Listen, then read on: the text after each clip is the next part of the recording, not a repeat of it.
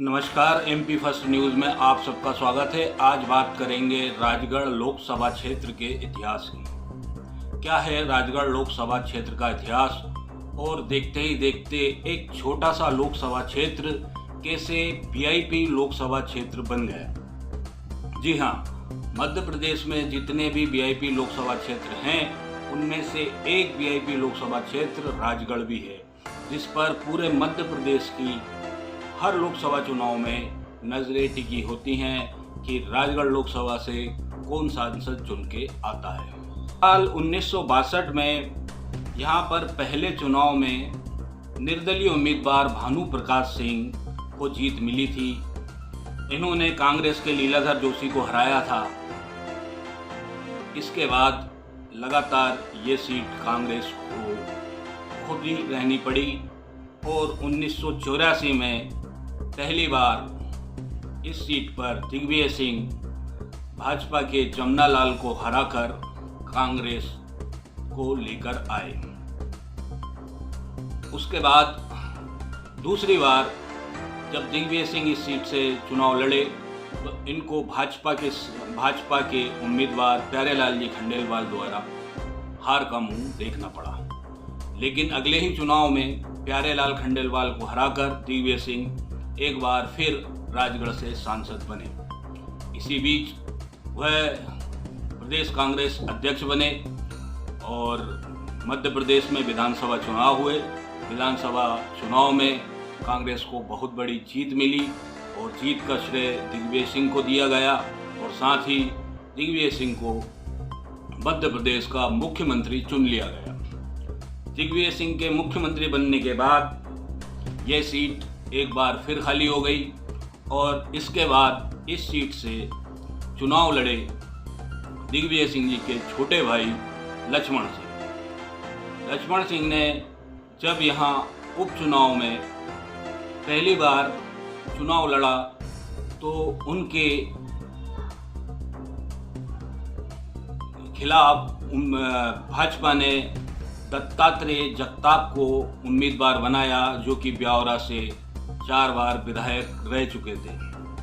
दत्तात्रेय जगताप को उस समय कांग्रेस की लहर जीत नहीं दिला सकी और दत्तात्रेय जगताप भारी बहुमतों से लक्ष्मण सिंह जी से भारी बहुमतों से हार गए। इसके बाद ये सीट जिस तरह से कांग्रेस का गढ़ बन गई और बीजेपी ने इसके बाद राष्ट्रीय स्तर के नेता कैलाश जोशी जी को और फिल्म अभिनेता नीतीश भारद्वाज को भी इस सीट से उम्मीदवार बनाया। लेकिन दिग्विजय सिंह की और लक्ष्मण सिंह की लोकप्रियता के चलते ये दोनों ही मजबूत उम्मीदवार इनके सामने नहीं टिक सके और दोनों ही बार कांग्रेस को लोकसभा सीट मिली। इसके बाद आगामी चुनाव में जब दिग्विजय सिंह मध्य प्रदेश के सीएम नहीं रहे तो उसका असर राजगढ़ लोकसभा क्षेत्र में भी देखा गया और उनके भाई लक्ष्मण सिंह में भी देखा गया और उन्होंने कांग्रेस छोड़कर भाजपा को ज्वाइन कर लिया। अटल बिहारी सरकार से प्रभावित होकर कांग्रेस के सांसद लक्ष्मण सिंह जी ने भाजपा को ज्वाइन कर लिया। भाजपा के राष्ट्रीय अध्यक्ष वेंकैया नायडू, उसका समय की तात्कालिक मुख्यमंत्री उमा भारती के सपोर्ट से भाजपा से लक्ष्मण सिंह टिकट लेकर एक बार फिर राजगढ़ लोकसभा से किस्मत आजमाई और इस बार उन्होंने कांग्रेस के उम्मीदवार हाई कोर्ट रिटायर्ड जज शंभू सिंह जी को हराया और भाजपा से सांसद बनकर फिर एक बार लोकसभा चले गए। इसके बाद अगली लोकसभा चुनाव में लक्ष्मण सिंह भाजपा से फिर उम्मीदवार बने, लेकिन इस बार लोकसभा क्षेत्र का मूड कुछ और था और उन्होंने कांग्रेस के उम्मीदवार और राजगढ़ लोकसभा क्षेत्र के ही नेता नारायण सिंह आमलावे को सांसद चुना।